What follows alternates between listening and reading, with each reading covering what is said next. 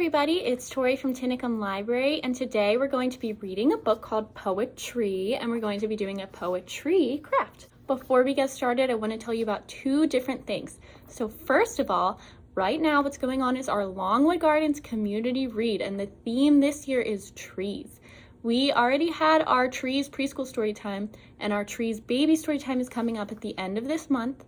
And then our Tree After School Fun Club is the last week of April. The second thing I want to tell you about is our poetry contest. So kids in grades 1st through 12th grade can submit an original poem, and that is running from now until the end of March. So if you'd like to participate, you can go to the Delaware County Library's website to find out more information on that. We also have flyers and applications at the library if you want to come take a look. So let's get into the story PoeTree, and this is by Shauna Lavoie Reynolds. The snow had melted, the buttercups were blooming, and Sylvia celebrated winter's end by writing a poem about spring.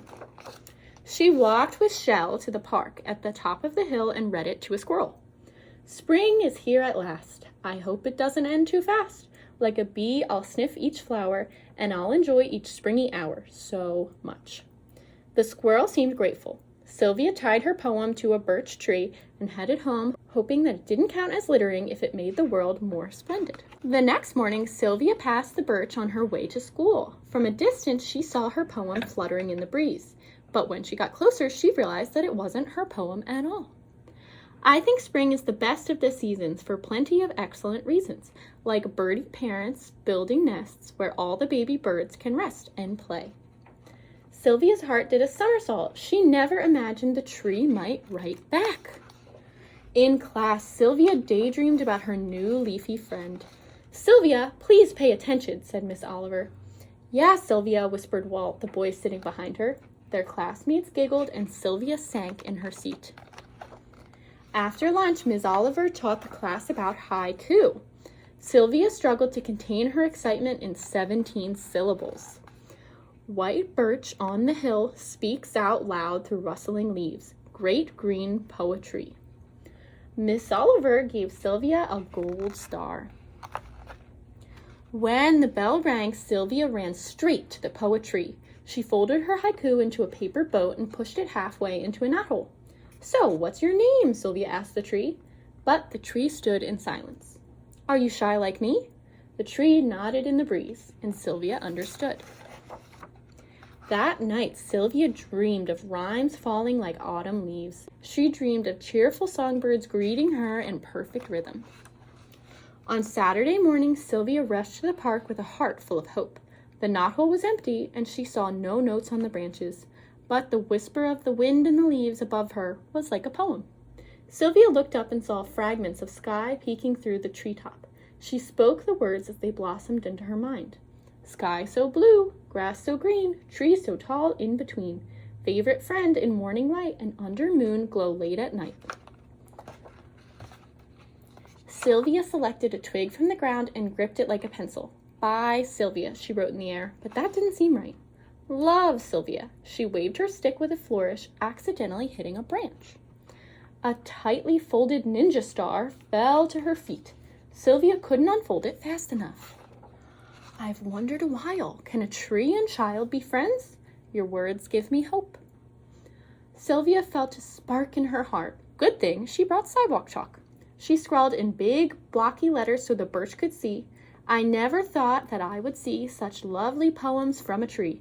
I wish that I could climb and live among the words you love to give. But if I lived up in a tree, I sure would miss my family, especially Shell." Sylvia thought that it was the greatest thing she had written in all her years. She wrapped her arms around the poetry.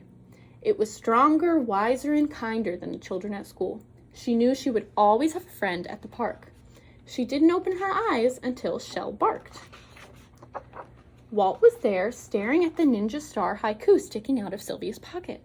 "That's not for you. That's for my tree." Sylvia blinked. It was from the tree, just for me. Walt shook his head. Sylvia didn't understand. Had the tree she loved so much not given her a thing? Sylvia didn't want to cry, not at the park. Walt didn't want her to cry either. "I'm sorry I was mean at school," he said. Sylvia smiled.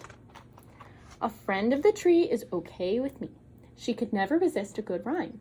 Walt read Sylvia's chalk poem out loud. "You're a wonderful poet," he said. "You deserve that gold star. But who is Shell?" Sylvia pointed. "My best friend's name is Shell. I think he likes the way you smell." "I can tell," added Walt. The two poets giggled. "Can I borrow your chalk?" Walt composed a new poem next to Sylvia's.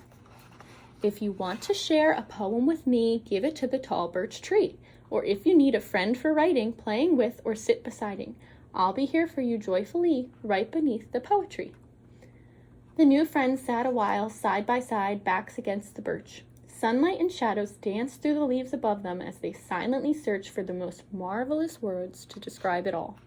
Now, this was a Take and Make craft that you had to sign up for, so if you didn't sign up for it, you don't have a kit, but that's okay. If you really want, you can email the library and we can make one up for you. So in your kit, you will have received some green and red paint, a few Q-tips, this piece of paper, and this piece of green cardstock. So on our tree paper, there is a poem written, and it says, "I'm a little leaf, hanging on a tree, shining in the sun, happy as can be. When the wind blows, it spins me around, whirling and twirling, I fall to the ground." But here's the problem.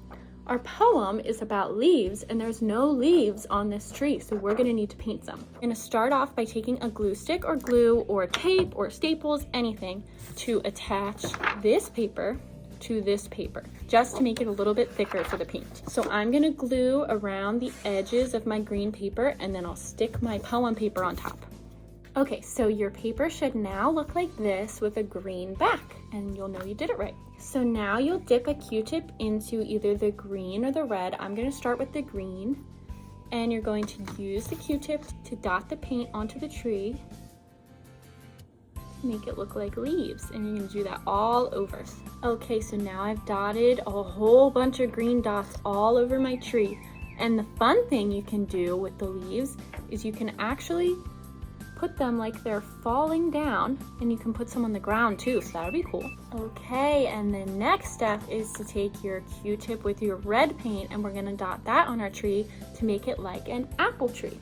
Okay, so this is our completed PoeTree craft. Don't forget to sign up for our upcoming Longwood Gardens community read programs all about trees, and our PoeTree contest for grades 1st through 12th.